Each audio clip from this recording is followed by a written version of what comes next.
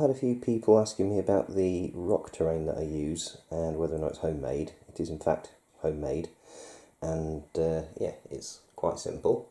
So I'll show you how to make it. It's basically just polystyrene that you get from B&Q. Yeah, you cut it in strips, stack it up, and this is all the rocks I've made so far for my terrain that will go with the Epsom 4 mat. But I want to make some more to go with my homebrew Tundra mat. So yeah, it gives me a good excuse to make some more. And I'll take some videos of me making some more of the snow-covered rocks. You can make in loads of different configurations. What I suggest you do to start with is make some very simple shapes. So 2 cube blocks, single cube blocks, corners, they're really useful. And then move on to like 3D Tetris shapes with bits sticking up. Gradually working your way up to more elaborate pieces with corners and caves, and then you can maybe move on to, I like this one. This was one of the first ones I made. It's got a little tunnel going through it and it's quite tall. And then I made this monster as well, so with a piece that can interlock onto it to make it bigger, but yeah, this big piece makes a good sort of centre for the battlefield. It's big chunky bits, 4 cubes high, it's got a little tunnel going through it, it's got half cubes going up to give it an effect of more height, some half cubes that are triangular. Yeah, it's one of my favourite pieces of terrain. And as I say, I also made this modular piece that can go on the sides, on the ends, again just to give it a bit more yeah, variety. And then of course all of this stuff can be interlocked together. It's all modular because it's cubes. So yeah, I'll get some stuff out and I'll have a go at trying to explain how I made it. An important measurement you'll need to remember is 74mm. This is one of the official Mantic Deadzone mats. This is the one that comes with the Epsom 4, I want to say Outbreak expansion, or Infestation expansion. But either way, it's an official Mantic Deadzone mat. And you'll notice that the grid is not exactly 3 inches. It's not even 75mm, it's 74mm. 74mm. So you want to be making things that fit a 74mm cube, not a 3-inch cube or even a 75mm cube. 74mm is your magic number. Right, the material we're going to be using is this expanded polystyrene insulation board. It's about 24mm thick, so just under 1 inch thick. It's about 25 inches wide, so just over 2 foot wide, and it comes in sheets of about 4 foot long. And I got a pack of, I think it was 5 of them for 20 quid from B&Q. Everything you saw on the table at the beginning of the video was made using just 2 of those sheets. So a pack of 5 will go a very long way. This is the last bit I've got left, because I've been using it to make other types of terrain for 40k, Age of Sigmar, Kings of War, that sort of thing. So not just the cube modular terrain for Deadzone. So you're going to need a sheet of that, and you're going to need, well, you don't need it, but it comes in handy to have Carpenter's adjustable set square, and I've set this at 74mm. You're going to need a straight edge, ideally a metal one. This was a cheap metal ruler I got off eBay, cost me less than 7 quid. And you're going to need a cheap disposable craft knife. This came as a pack of 6 from Poundland. You can get a more expensive one. This was £2.50 from B&Q, but the cheaper one is actually better for what we're going to be using because it's got a thinner blade. So there's less resistance when you're cutting through the polystyrene. The blade on this one is a lot thicker, so you get more resistance and you don't get as neat a cut. So you want the cheap and nasty one, which will actually give you a better finish. What we do is get our 74mm set square and our long straight edge, place the set square against one of the edges and put the ruler up against it. Check it down here as well. Recheck at the top to make sure we're 74mm in. Put the knife out as far as you can. I'm going to be dragging this at a very shallow angle. Try and keep the knife as upright as you can in relation to the polystyrene, so as square as you can. It's not critical, but it will help. So again, really shallow cut. Don't try and go all the way through in one sweep. It won't work. Obviously, make sure you've got some sacrificial board underneath. This is an old piece of foam board because you don't want to go scratching the floor or the table. So that's the first pass. Second pass. And even with this knife, you still get quite a lot of resistance because the foam is trying to close in on itself and it's gripping the knife. Really shallow cuts. And there we go.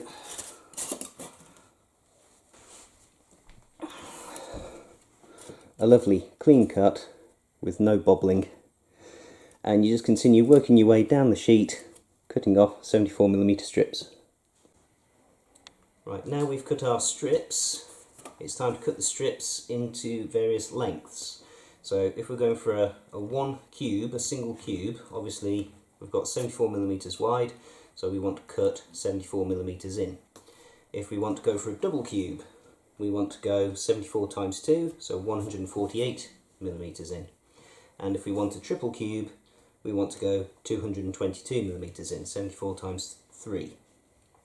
Other useful measurements: a half cube is 37mm, a cube and a half is 111mm, and then if you want 2.5 cubes, which would be from there to there effectively, that's 185mm. So those are some useful measurements for you. When you're cutting, you'll need a ruler that's got nice clear millimetre lines on it. You're going to want your set square again, doesn't matter what this length is set to this time, and you're going to want your knife. Always remember, when you finish with your knife, retract the blade, and I should have said this earlier, but mind your fingers when you do this. And if my nephew Matthew is watching, especially mind what you're doing. What we do is set the ruler to 74mm, assuming we want to cut 74mm. Put the set square up, making sure that 74mm is at the edge of the strip. Get the knife, extract the blade, and again, shallow cuts, slowly cutting through it several times until the piece comes away.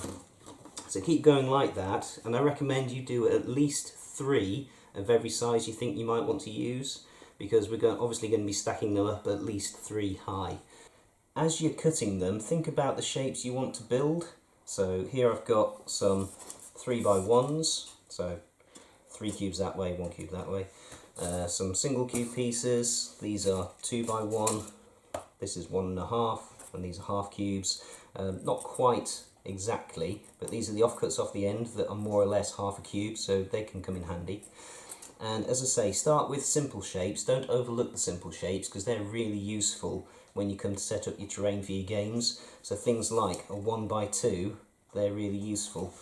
Single cubes are really useful. But you can also start thinking about interlocking them if you want to go corner pieces, for example. So rather than having 1x2 there and a 1 there, and then sticking them together that way, interlock them as you go. So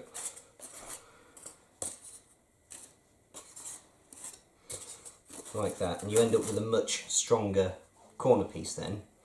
And other things that I like to do when I'm doing the rocks, I do like half cubes because it makes them look a bit more steep and less stepped. So if we take, say, a 2x1, that's a 1.5 cube. You can put a half cube underneath it, that on top, a single cube, another 1x2, and another half cube. and then we can carry on building up in the corner, for example. So as I say, as you're going, think about the shapes you want to create and make sure you cut enough pieces to make those shapes, and then you can start getting really elaborate with the big centerpieces like I showed you. Also, don't forget your triangular pieces. If you've got a carpenter's square with a 45-degree section on it, really easy to set a triangular half cube. Just slide it up to the edge, cut along there, and you've got some triangular half cubes that you can build up into a stack as well. Now for the fun bit, sticking them all together. For this you'll need some cocktail sticks, and I recommend you use decorators acrylic cork. You can use PVA, you can use hot glue, but my personal favourite is cork, or even bathroom silicone is also good. Be careful when you buy cork, because I once bought some thinking it was acrylic cork and it wasn't. It had some kind of solvents in it and that literally melted the polystyrene. So make sure you get the acrylic cork, and it's relatively cheap. You can get it for about 99p a tube. Yeah, it's fairly easy to get hold of.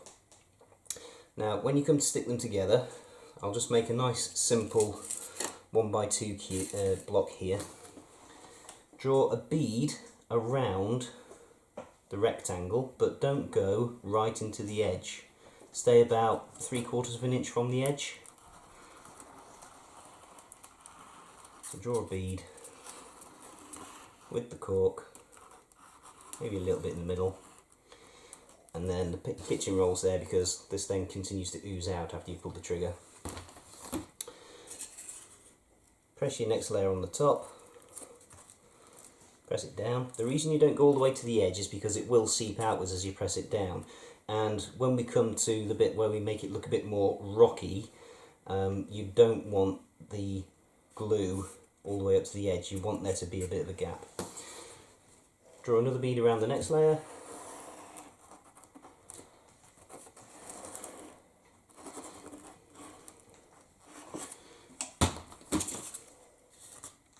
Press it together.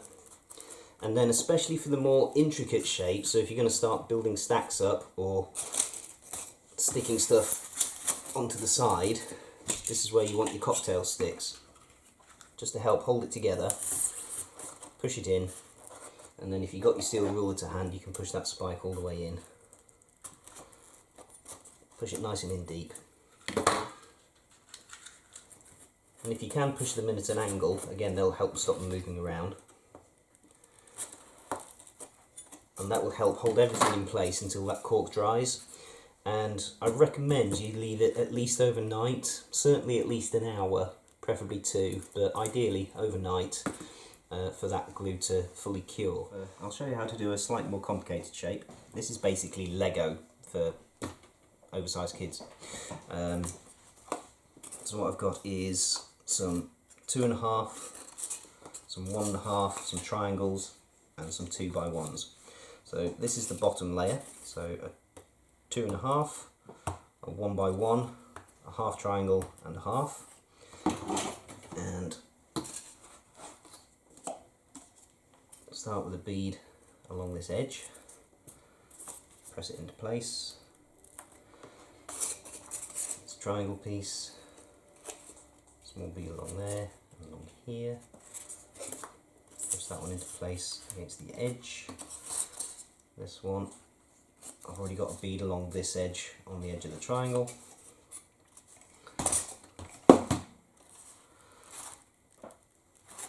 And then we can take a 1x2 and put it on here.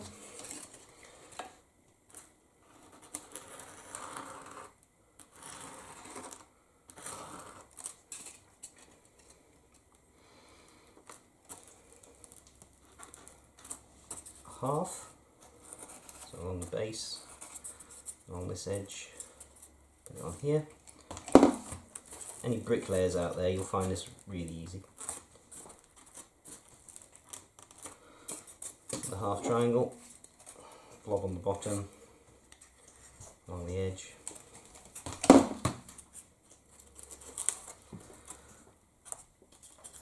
1.5 by 1. Put a bead around here, and then some along, not all the way along this edge, but into this corner.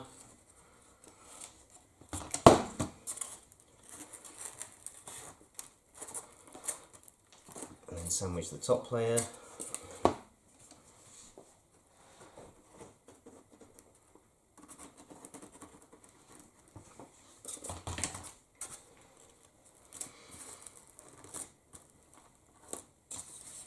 Single square.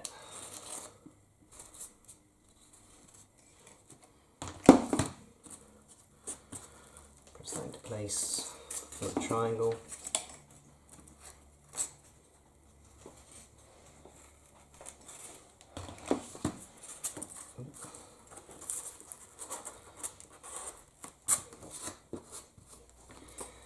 And then finally a half cube along here.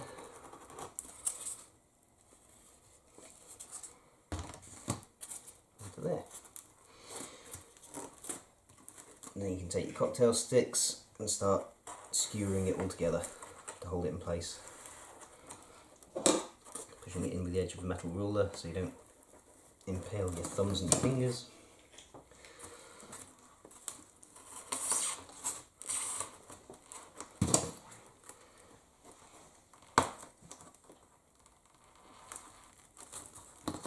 Alexa, add cocktail sticks to the shopping list. Cocktail sticks added to your shopping list.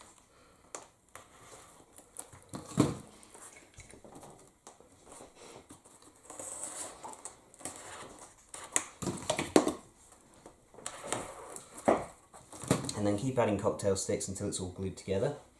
And then if you want to add some more height, you can take a 1 by 1 cube, some cocktail sticks into the bottom. Blob of glue first. Put it in place. Ooh, cocktail sticks first.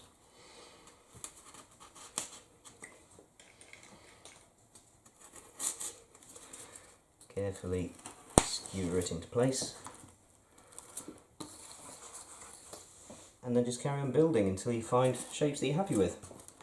Like I say, I do like the half cubes for rocks. It's just a little more, makes things look a little more natural, and the triangular half cubes as well I think can look quite effective as well.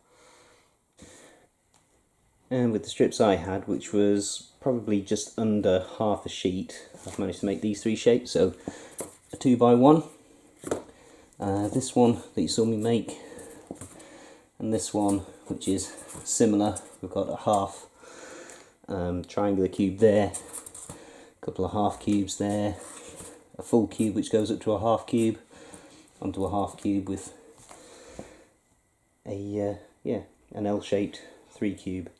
So that's just less than half a sheet, as I say.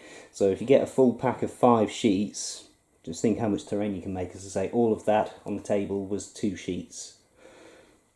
The next step is dangerous, so kids, get an adult to help.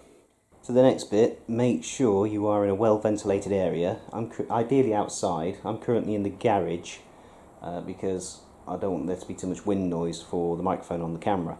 But yeah, what we're going to be doing is combining naked flames with polystyrene, and polystyrene can give off some nasty fumes, so make sure you're in a well ventilated area. I prefer these. You can use a candle, and this is not the most reliable of things. Trying to get it to light is always going to be fun. Well, there we go. And what you want to do is gently waft the flame. Start with the corners. Don't let the flame actually touch, but you're just using it to melt the hard corner off the shape. So I'll try using a candle instead. And yeah, we're just trying to round off these hard edges. Don't let the polystyrene actually catch fire. Just hold the candle near to the edges and it will round them off. And again, same with the flat surfaces. Just to break up the flatness, it sort of dimples it a bit in places. So do that around all of the corners and all of the flat faces, and you can even try running it in, got the wind coming in through the door, down in a line along some of your more sheer faces to put more sort of pronounced ridges in it. So do that all over all of the faces. Okay, should then end up with something that looks something like this. I should say that this is the bottom. Don't you run the heat along these edges along the bottom. Okay, because you want those to sit square to the table, just the ones that are around any top sections. And what I also do is run the candle tip along where the cubes separate, just so there's that little bit of definition on the tabletop for where one cube ends and another begins. And when you've done that, we're ready for the next step. But like I say, make sure you do that in a well ventilated area so that the fumes can dissipate, because you don't want to be breathing in molten polystyrene fumes. Also make sure that anything that is combustible or flammable is well out of the way. So I'm in the garage, big slab of concrete, nothing combustible around me. For the textured finish to the rocks, what you're going to need is some good dry sand. I just bought a cheap bag of Builder's Sharp Sand from B&Q, cost me less than £2 for a big sack. You need to make sure it's good and dry, so what I recommend you do is get some cheap disposable foil trays, again from Pound Shop, something like that. Put a thin layer in a tray, stick it in your oven, less than 100 degrees centigrade, and just let it bake for a few minutes. Take it out, give it a stir, put it back in, and then take it out, give it a stir. Keep doing that until you're satisfied that all of the moisture has evaporated from it. Let it cool down, because it will be red hot each time you take it out. So yeah, don't go using your wife's best Sunday roast tray. Get a cheap disposable foil tray and dry out the sand. You're also going to want some tile grout. Again, B&Q, less than £5 for a small bag. And you want to mix that together in a ratio of 2 parts sand to 1 part tile grout. And I've got a tub here that I've already pre-mixed. And this is grey tile grout. It can be any colour you like, because you're going to paint it. I just used grey because that was the first one I could find in the shop and it was the cheapest. So mix it together, 2 parts sand to 1 part tile grout. You're also going to want the cheapest all-purpose filler you can find, Pound Shop Drubby. Cheapest PVA you can find, that was £2.49 for a big 1 litre bottle from B&M. You can get it from Pound Shop as well. And you're going to need some water. And we're going to mix that together to form a paste. This recipe is inspired by a couple of channels like Luke's APS, or I think he calls himself something different now. I think it's Luke's Geek Gaming or something like that. And Mel the Terrain Tutor. So if you haven't checked out Luke's APS or Luke's Geek Gaming, whichever he is, and also the Terrain Tutor, good source of information for making terrain for all of your different hobbies. Also check out Wylock's Armoury, big fan of Wylock's Armoury. And there's a new channel, relatively new channel, I think it's called Eric's Hobby Workshop or something like that. Again, he pinches some ideas from Wylock's Armoury and it elaborates on them, comes up with some great ideas. And also Black Magic Craft, superb channel. So what we do is we get some filler, big splodge of filler, probably even more than that.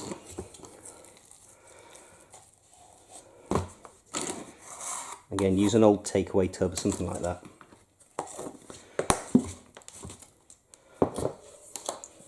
About half as much PVA and a splash of water, just a splash, and mix that together till it's semi-liquid. And if you're going to add anything to this to make it a bit thicker, add a bit more filler. Yeah, that's probably too thin there. That's very gloopy.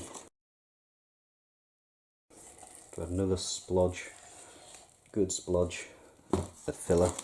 You will need a fair amount of this mixture to completely cover your pieces, depending on how big they are, the pieces that you've made. You don't want it too runny, otherwise it'll just run off the terrain piece. So again, more filler. I definitely put too much water in. So you saw how little water I put in. That was definitely too much.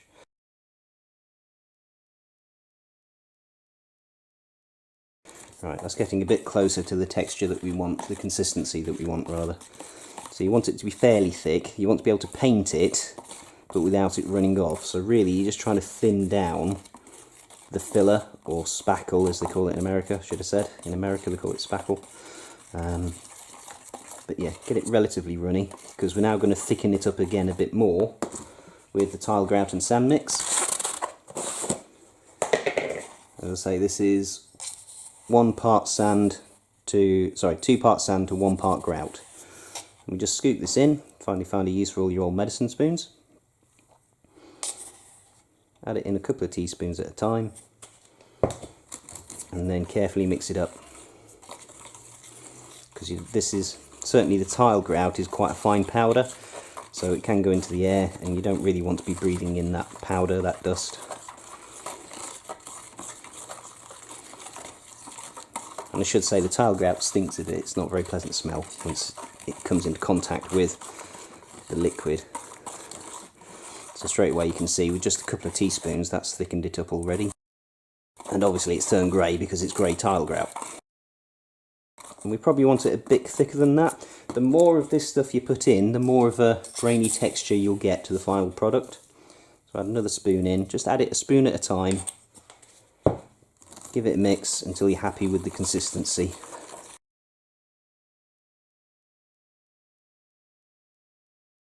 Make sure all that sand and all that grout is well mixed through.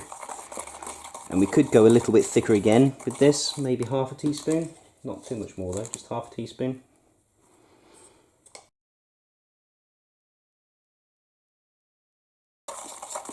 Right, and I would say that's about ready to go. So it's a good thick texture, barely falling off the spatula. So what we've got is we've got the filler that adds body to it. We've got the sand which adds some texture, and the grout also has a bit of texture, but the grout has got adhesive properties, so it helps the sand and everything to stick. The PVA has got obviously adhesive qualities, and the water just makes it that bit more malleable, that bit more workable. When we come to applying this stuff, you want the oldest, crappiest brush you can possibly find, because this process with that sand and that grout and that glue and that filler, it will wreck your brush. So cheap brushes, I think this was a packet again from Poundland, good dozen or so brushes in the packet. You're using it as a glorified spatula. So what you want to do is, if you've got any big cracks where the layers form, this one I'm not so bothered about because again it's differentiating the cubes, but some of these cracks you might want to add a thin layer into the cracks and let that dry before you then give it a second coat all over. But what we're going for is splodging it on, work it into the crack, bearing in mind PVA shrinks, filler shrinks. So if you don't do this pre-filling stage, you don't have to do it, but the lines will then be visible as it shrinks into the crack. But again, it also helps to bind the layers together if you can work it into these cracks. Splodge it on good and thick, working it into the corners. And once you've smeared it on, you then want to sort of stipple it to give you rocky texture. Now you don't have to do it this way. The other way you could do it is paint it in PVA, get your tile grout and sand mixture and sprinkle it on. But the trouble with that is a lot of it then falls off, and yeah, you're working with dusts and powders, and yeah, it's better if all that dust and powder is contained within a wet matrix. So again, safety first, health and safety first. So just keep going like that until you've completely covered the entire thing. Quick edit, when I said the entire thing, don't do the bottom. Yeah, leave the bottom blank. When you've got it completely covered in your goo, you will need to leave it ideally overnight. It needs to be completely dry, and that probably will take overnight. So leave it somewhere reasonably warm, and yeah, just let it dry completely. Once it's dry, you might want to touch up some areas where it's dried a bit patchy, or if any cracks start to appear in it, or around the ridges between the layers of polystyrene. You might want to fill it in a bit, but you can just get away with one coat if you've done a really good thick layer. But yeah, let that completely dry before you do the next step. And the next step is painting it with Black Magic Crafts' magic recipe of Mod Podge mixed with black paint. Right, that's had overnight to completely dry, and the layers between the polystyrene are not bad actually, so I didn't do the pre-filling stage. So as long as you put a really good thick coat of the gloop on, then yeah, should be okay. So now give it a good thick coat of our black paint and Mod Podge mix. Give it a quick shake.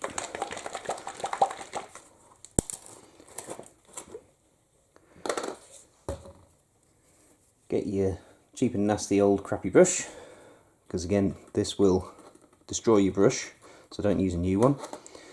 And then give it a really thick coat all over. And when I say all over this time, I do mean all over, although the base is optional. I haven't actually done any of the bases on my current pieces, but I do intend to seal them at the bottom, but the base is optional. But all over your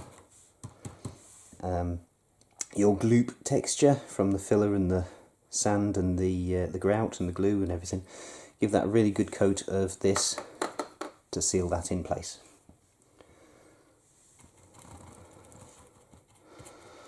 And you kind of have to dab it on, you can't brush it on, just dab it on, get a nice thick coat all over. Right, there we go, all fully coated with the black paint and Mod Podge mix. And yeah, once it's dry, take a couple of hours to dry, thoroughly dry before you can paint it. But if you want to go for like a volcanic obsidian sort of black rock effect, once that's dry you could just use it as it is. And that's something I intend to do at some point, get a set of sort of obsidian, magma, volcanic rock type terrain and make myself a Deadzone mat to go along with it. But yeah, it's good and tough once it's dry, good and solid, because you've almost encased it in concrete, kind of, a very thin layer of cement with the grout and the sand and the filler, and you've just sealed that all in. I wouldn't want to hit it too hard, but it's certainly rugged enough to withstand the rigours of being played with in a game. But remember, it is still just polystyrene under there, so it is a bit squishy, so if I was to press on that hard enough it would indent, and I'm not going to do that because I don't want to spoil my rocks. So yeah, we'll just let that dry and then we'll go on to painting. Right, that's now all dry. It's been drying for just over 2 hours and it's now dry enough to paint. There's a few bits where we haven't completely covered, but in all honesty that's not a big issue at this stage. Now I'm going to be painting these ones up, like I said, towards my snowy terrain, and these are grey, but the first thing we do before we paint it grey is paint it brown. So cheap craft acrylic paints. This is Burnt Umber. I got that from Hobbycraft, less than £2 for the tube, lasts you a very long time. And again, another cheap brush. This has got plasticky bristles, and again this was a multi-pack from Hobbycraft. There were loads and loads of brushes in this for about a £5. So again, use your cheap brushes for this. This is a 3/4 inch one, and you want something of a decent size when you're painting something this big. So my atrocious messy palette, good squidge of paint, work the paint into the bristles, and then we're going for a good, what we call an overbrush, in case you're not familiar with the technique. So we're not going to completely paint this spotlessly brown, we're just going to roughly paint it brown. It doesn't matter if the black still shows through underneath. It's basically a very quick base coat that we can then build on. So yeah, don't completely cover it with brown, just work the paint off your bristles very quickly over the black. What the black is going to do is give us some shade. I prefer starting with a black base and then building up the colours. You can just paint it and then do a black wash afterwards, but yeah, this is a lot quicker because the wash can sometimes take a long time to dry because it's really watered down black paint, very heavily watered down black paint. So yeah, just work the brown over the piece until it's all painted up. Alright, that's the overbrushing done, and we now leave that to dry, probably half an hour at most, and yeah, then we can start painting it grey. With the brown dry, we can now move on to the greys. I've got two sort of homemade greys, and these were just white craft paint and black craft paint mixed together. This one was kind of 50-50 mix, and then this is a lighter one which is about 1 part black to 10 parts white. So obviously we'll do the darker one first and build up to the lighter one. And again, this is an overbrush, so just a bit on your bristles, work a bit of it off, and then start brushing over the brown. Now the reason I do the brown first is because it gives a bit of an earthy undertone to the rock. I mean, you can just paint rocks grey, but real rocks aren't completely grey. They've got bits of earth and things like that mixed in. Now obviously these don't look like real rocks because they're very cubish and triangular, and real rocks aren't. But nevertheless, still want them to look as realistic as we can within the constraints of the game. So again, just dry brush, not dry brush, but brush over the brown. So we're picking it up and starting to work it to a grey. And that's that layer of the dark done. Now, you don't necessarily have to wait for this to dry now. You can move straight on to the next step, lighter paint, because that will help to blend it on the model. And because each coat of paint we're putting on gets progressively less and less in terms of the quantity of paint we use, it dries that much quicker. So this bit we did initially is pretty much dry already. So, straight onto the lighter grey. I'm not even going to clean the brush, so I'm not too worried about contaminating the colour. So again, take the brush in, work it into the bristles a little bit, and then very lightly brush over the top. Now that looks quite aggressively different, but as you work it on, it will blend with the darker colour underneath, and also these paints tend to dry that little bit darker than when they're wet anyway. So it looks quite bright at the minute, this colour, but it will dry darker. So again, we just brush it on very lightly, picking out the raised areas. And I'll see you when I've done that bit. And once you've done one coat, you can go over it again, just to give it that little bit more of a highlight, because again, as I say, the paint dries darker than you originally put it on, so you can just give it another quick coat to help give a bit more definition. And this only needs to be very quick, very light brushing, hardly any paint on the brush at all, very gently, just literally brushing, gently brushing over the raised detail. And already you can see it starting to darken again.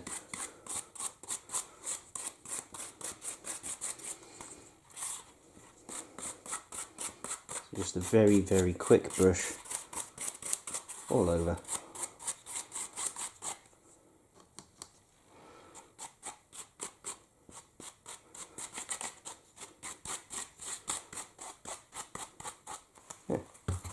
Literally as quick as that. And it's exactly the same process if you want to do the rocks brown. You just obviously use brown paints instead, so a burnt umber and something like a raw sienna. Just again, don't clean your brush between coats. So finally, for the grey ones, like I said, magic ingredient is the beige paint. I use that whether it's a grey rock or a brown rock. So come back to our palette. Give this paint a bit shake. Spot your paint, and again, I haven't cleaned the brush, it's still got the grey paint on it. little bit of paint on the bristles, work it into the bristles, and then just lightly brush over what you've already done. Almost like that last coat of the light grey we did. Very quick, very gentle, very light. Maybe a little bit heavy there. But again, it will dry darker than it actually is.